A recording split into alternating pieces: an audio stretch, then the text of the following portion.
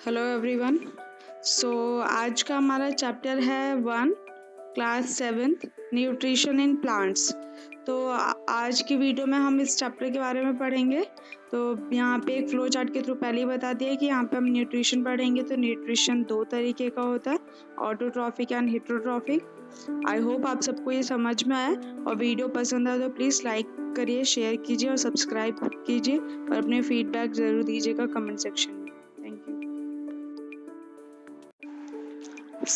इस चैप्टर में हम क्या क्या चीज़ें पढ़ेंगे वो देख लेते हैं। सबसे पहले हम इस चैप्टर में न्यूट्रिशन के बारे में पढ़ेंगे और प्लांट्स में कैसा न्यूट्रिशन होता है वो पढ़ेंगे।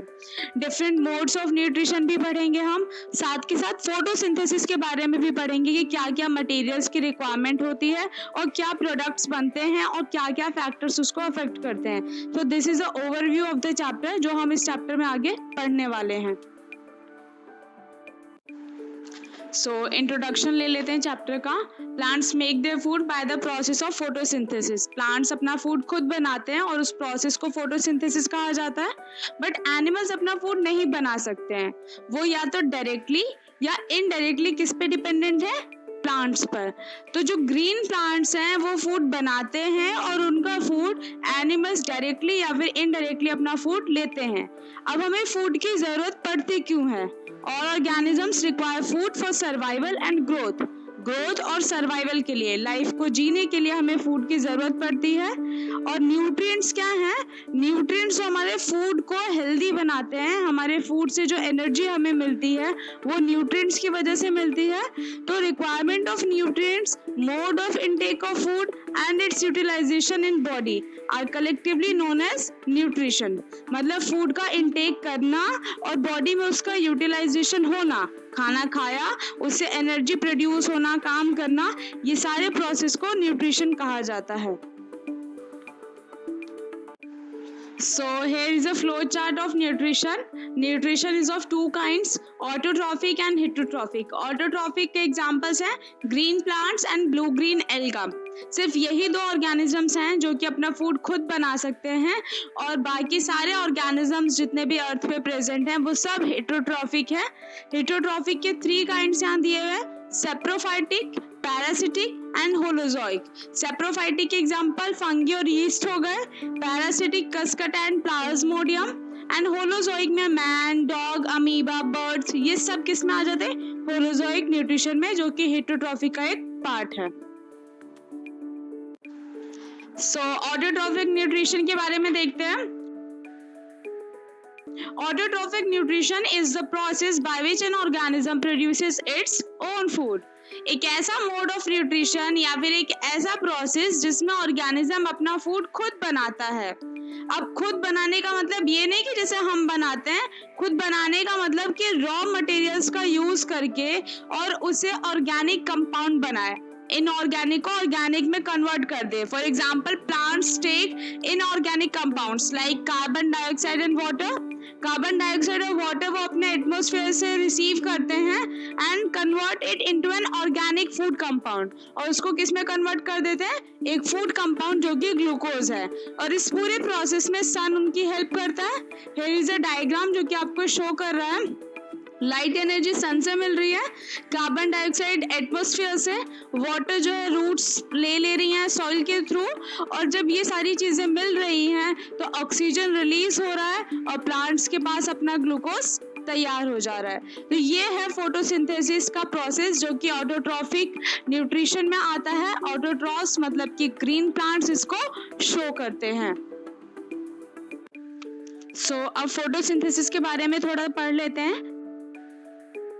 यहाँ पे पिक्चर दी हुई है आपको जिसमें फोटोसिंथेसिस को समझाया हुआ है, पहले डायग्राम के थ्रू, और फिर यहाँ पे रिएक्शन भी दी हुई है आपको जिसको कि आप देख सकते हैं। पहले हम पिक्चर पढ़ सकते हैं। पिक्चर में आपको दिया हुआ है कि carbon dioxide and water plants use करते हैं। कार्बन डाइऑक्साइड एंड वाटर मिलने के बाद में प्लांट्स फोटोसिंथेसिस का प्रोसेस शुरू करते हैं और वो ऑक्सीजन को रिलीज करते हैं। साथ के साथ ग्लूकोज बनता है उनकी लीफ में जो कि हम एनिमल्स यूज कर लेते हैं। इस पूरे प्रोसेस के दौरान उन्हें लाइट एनर्जी मिलती है सन से। तो जब ये सारी चीज़ें मिलेंगी तो प्लांट्स अपना फोटोसिंथेसिस का प्रोसेस कंप्लीट कर सकेंगे। अब रिएक्शन दी हुई है आपको यहाँ पर।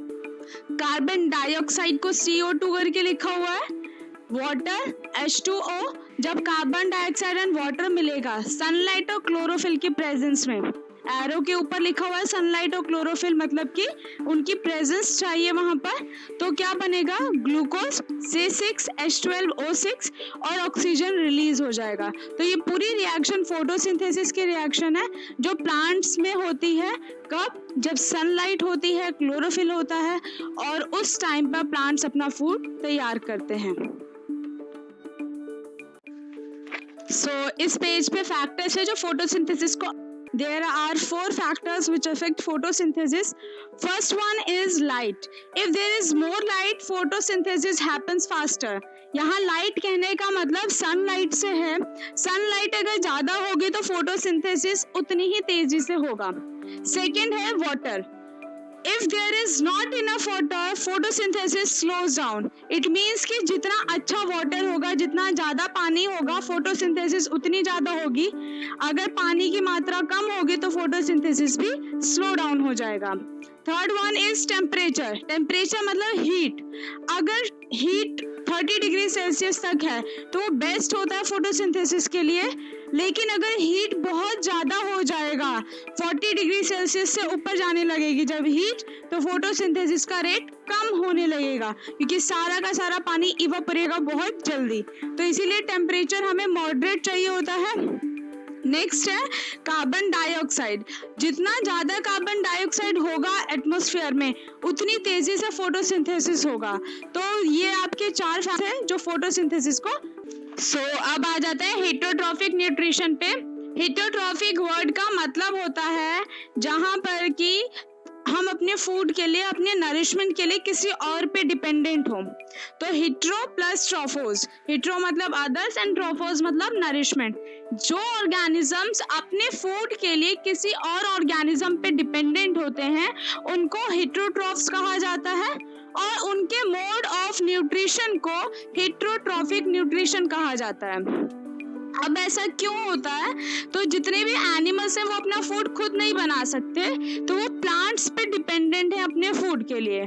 तो एनिमल्स में जो मोड ऑफ न्यूट्रिशन है वो क्या हुआ? हेटरोट्रॉफिक, और उनको इस वजह से हेटरोट्रॉफ्स कहा जाता है। तो यहाँ पे एनिमल्स की पिक्चर्स भी दी हुई हैं आपको कि कैसे प्लांट से फूड मिला एनिमल को, फिर एनिमल ने अपना एक्सक्रीटा निकाला, फिर वो सॉइल में यूज हुआ और दोबारा प्लांट के पास चला गया। तो ये साइकिल चलती रहती है हमारे नेचर में न्यूट्रिशन की, नरिशमेंट की। अब आ जाते हैं हेटरोट्रॉफिक के 3 टाइप्स पे। पहला है holozoic nutrition, second one is saprophytic and third one is parasitic. तो होलोजोइक कहने का मतलब है organisms feed by ingesting solid organic matter which is then digested and absorbed into their bodies. It means कि ऐसे ऑर्गेनिजम्स जो अपनी body में सॉलिड फूड को इनटेक करते हैं और फिर उसको डाइजेस्ट करते हैं, मतलब जो ऑर्गेनिजम्स डाइजेशन का प्रोसेस करते हैं वो होलोजोइक न्यूट्रिशन को शो करते हैं, जैसे ह्यूमंस, एनिमल्स या फिर कुछ इंसेक्टिवोरस प्लांट्स, वो प्लांट्स जो कि इंसेक्ट्स को खाते हैं। अब आ जाते हैं सेप्रोफाइट्स। सेप्रोफाइट्स वो ऑर्गेनिजम्स होते हैं जो डेड या फिर डिकेइंग मैटर, मतलब कि सड़े गले मैटर को खाते हैं, तो उनको हम सेप्रोफाइट्स कहते हैं। और इनमें ऑर्गेनिजम्स का अगर मैं एग्जांपल देना चाहूँ तो बैक्टीरिया, फंगी, ये सब हैं जो कि अपनी बॉडी में फूड को डाइजेस्ट नहीं करते हैं बल्कि अपनी बॉडी के बाहर ही पहले फूड को डाइजेस्ट कर देते हैं और फिर अपनी बॉडी में उसको इनटेक करते हैं, तो उनको सेप्रोफाइट्स कहा जाता है। नेक्स्ट है हमारे पास पैरासिटिक न्यूट्रिशन। तो पैरासिटिक न्यूट्रिशन कहने का मतलब है जहाँ पे ऑर्गेनिज्म किसी बॉडी, दूसरी बॉडी के अंदर या उस बॉडी के ऊपर रहता है तो वो पैरासाइट कहलाता है और उसके इस मोड ऑफ न्यूट्रिशन को पैरासिटिक न्यूट्रिशन कहा जाता है। एग्जाम्पल है फ्लीज हो गए, लाइस मतलब जुएं हो गए, टेपवर्म्स हो गए जो पेट में रहते हैं कीड़े। तो ये सारे एग्जाम्पल्स थे पैरासाइट्स के। मॉस्क्यूटो भी पैरासाइट है, तो ये एग्जाम्पल्स पैरासाइट के थे। सो अब यहाँ पर है होलोजोइक न्यूट्रिशन के टाइप्स। तो होलोजोइक न्यूट्रिशन कहने का हमने अभी मतलब पढ़ लिया था कि जहाँ पे हम सॉलिड फूड का इंटेक करते हैं और बॉडी में उसको डाइजेस्ट किया जाता है, तो उसको होलोजोइक न्यूट्रिशन कहते हैं। अब यहाँ 3 तरीके का होलोजोइक न्यूट्रिशन होता है, हर्बीवोरस, कार्निवोरस एंड ओमनिवोरस। जो ऑर्गेनिज्म सिर्फ प्लांट्स खाते हैं उनको हर्बीवोरस कहा जाता है। जो सिर्फ फ्लैश खाते हैं, मतलब कि सिर्फ और सिर्फ मीट खाते हैं, दूसरे ऑर्गेनिजम्स पे डिपेंडेंट होते हैं, उनको कार्निवोर्स कहा जाता है। और जो दोनों चीजें खाते हैं, मतलब प्लांट्स भी खाते हैं और एनिमल्स को भी खाते हैं, उनको ओमनिवोर्स कहा जाता है। तो ये 3 तरीके के होलोजोइक न्यूट्रिशन थे और जिनको ये एग्जांपल हम अपने डेली लाइफ में देखते हैं।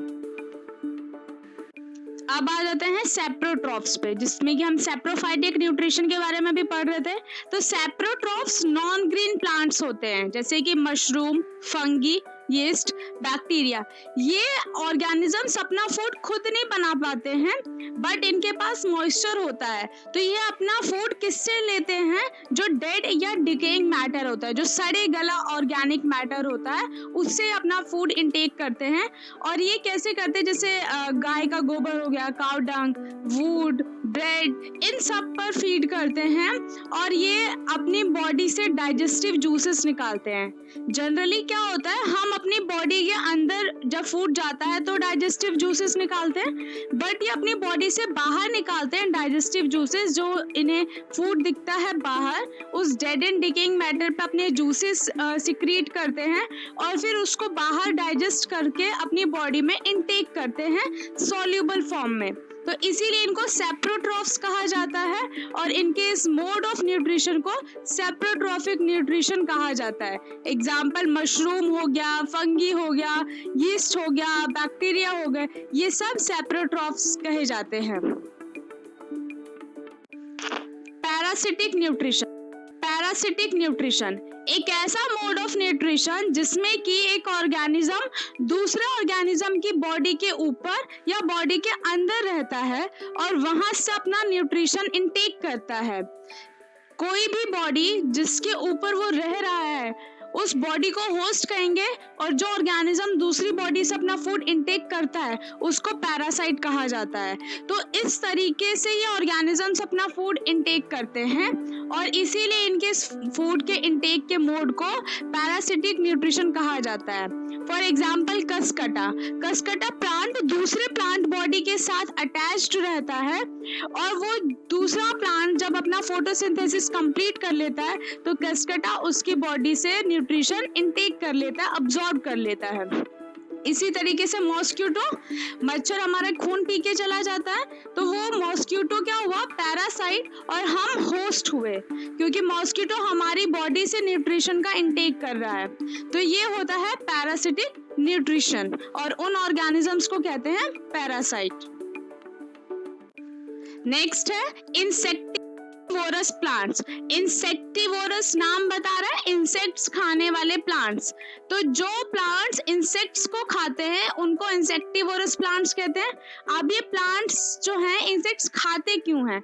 ये फोटोसिंथेसिस अपनी कर लेते हैं बट इन्हें एक्स्ट्रा नाइट्रोजन चाहिए होता है, तो वो नाइट्रोजन इन्हें इंसेक्ट्स से मिलता है, इसीलिए अपने आप को ये काफी खूबसूरत बनाते हैं ताकि इंसेक्ट्स आकर के इन पर बैठे और यहाँ से अपना फूड का इंटेक वो कर सके, इंसेक्ट्स को अपनी बॉडी में इंटेक कर सके। एग्जाम्पल के तौर पे यहाँ पिक्चर है पिचर प्लांट की।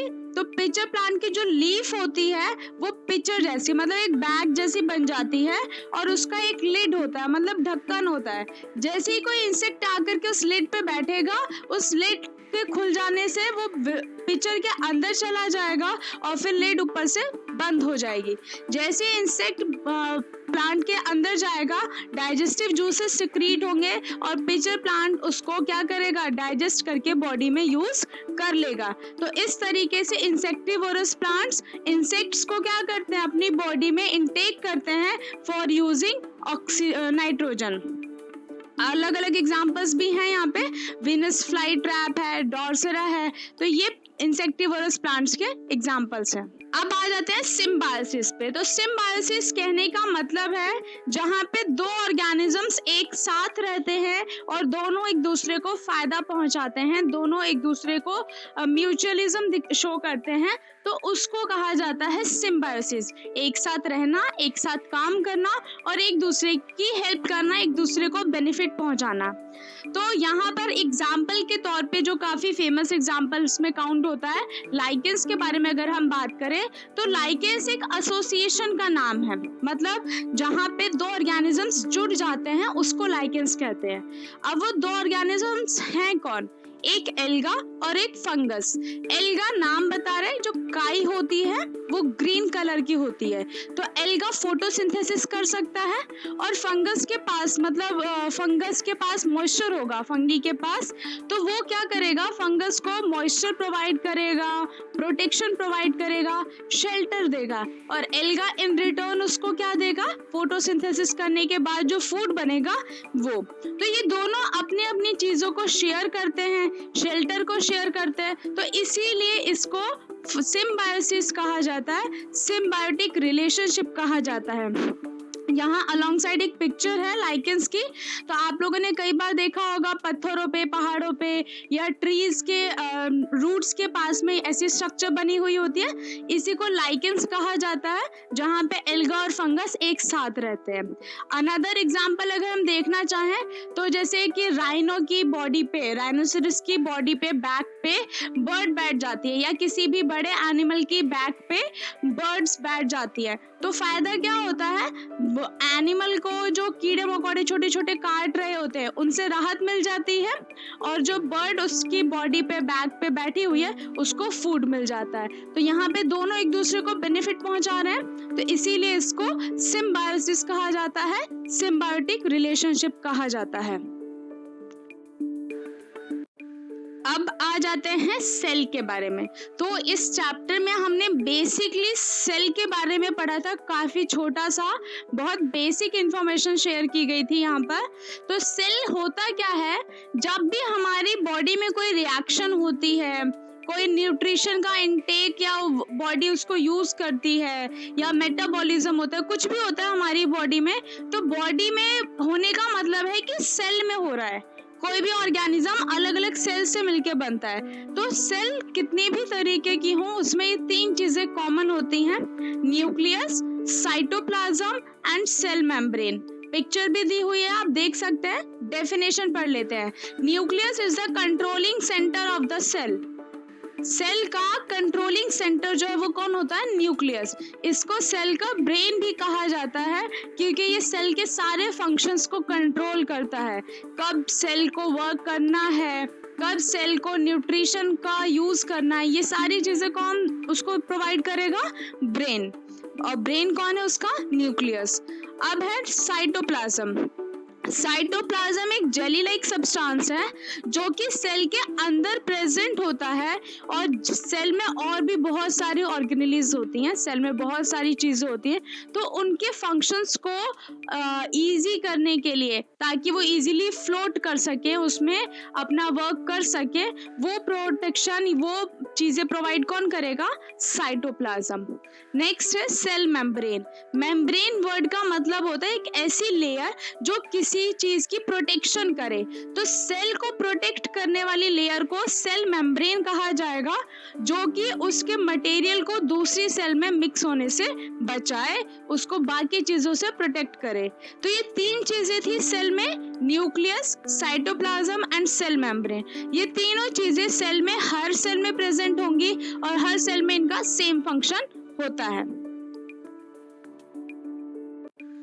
अब यहाँ पे टॉपिक है, why do farmers add manure to the soil.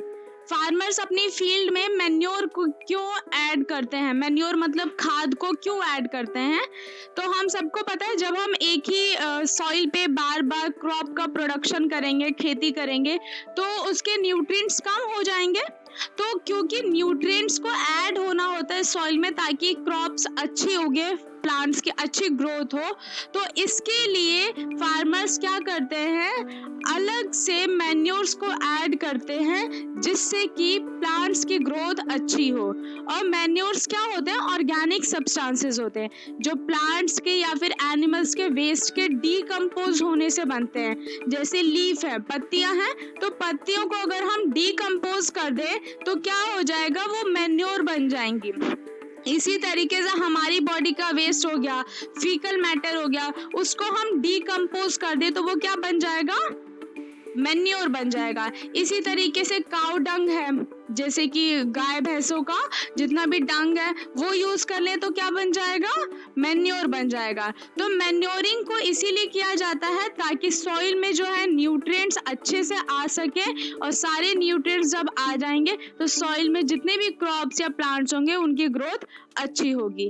अब है इसका एडवांटेज क्या होता है, तो सबसे पहली चीज ये है कि जो सॉइल की वाटर रिटेन करने की कैपेसिटी है वो अच्छी हो जाएगी, ज्यादा से ज्यादा पानी आ सकेगा सॉइल में।